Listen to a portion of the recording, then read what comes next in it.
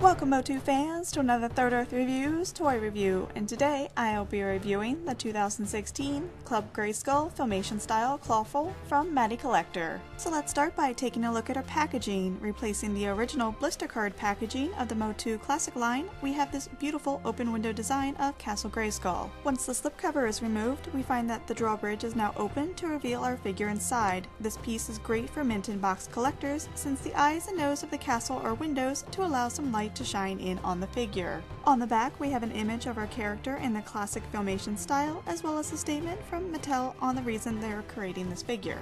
Opening the box, Clawful comes in this clear plastic case with a cardboard background. Once removed from the plastic casing, we can see all of the sculpted details on this figure. Since this figure is based off the original 1980s cartoon, it is far simpler in detail compared to some of the other versions of this figure released by MattyCollector. However, that does not detract from the figure's value, as Clawful is very clean. For the most part, the paint deco is spot on and the head sculpt is excellent. I love how the bright yellow eyes contrast against his red skin. My only two complaints would be that Clawful's teeth are pink instead of white, and since his claws are sculpted open, he has a hard time holding on to his accessories. Clawful has the same articulation as most of the MOTU classic figures, meaning his head is on a ball joint so his head can look left and right as well as up and down. Clawful also has the standard ball joints in his shoulders so his arms can move forwards and backwards as well as out to the side. There are swivels at the biceps, standard bends at the elbows, and rotations at his wrists.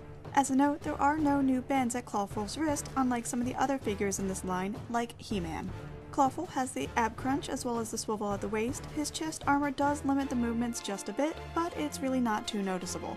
His legs have the ball-like joints so they can move forwards and backwards as well as out to the side. There are swivels at the thighs, standard bends at the knees, swivels at the boots, and his ankles can move up and down.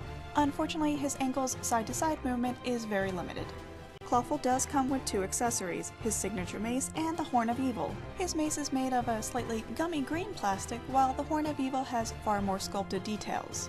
And I have to say that I really like this choice of accessory. It's a nice throwback to one of the original cartoon episodes where Clawful and Trapjaw steal this item to use its power for their evil purposes. The sculpt and shading on this accessory are fantastic. I only wish he could hold the item a little better, although I did manage to tuck it under his arm pretty nicely. Clawful was part of the Club Grayskull subscription, which released 7 fantastic Filmation-style figures. He was also part of MattyCollector's December blowout sale, and since MattyCollector has shut down, the only way to find this figure is on the secondary market. So if you can find one at a decent price, I would say go ahead and pick one up for yourself. Although he has a simple sculpt, he is very well done and looks right at home with all of the other Filmation-style figures. I am greatly looking forward to seeing what figures Super 7 is going to reveal at this year's New York Toy Fair for their Wave 2 of Filmation style line. I hope that you've enjoyed this video. If you did, please remember to hit that like button and subscribe so you can check out all my other reviews. I'll be posting some more vintage toy reviews in the near future, so until then, this has been Third Earth Reviews.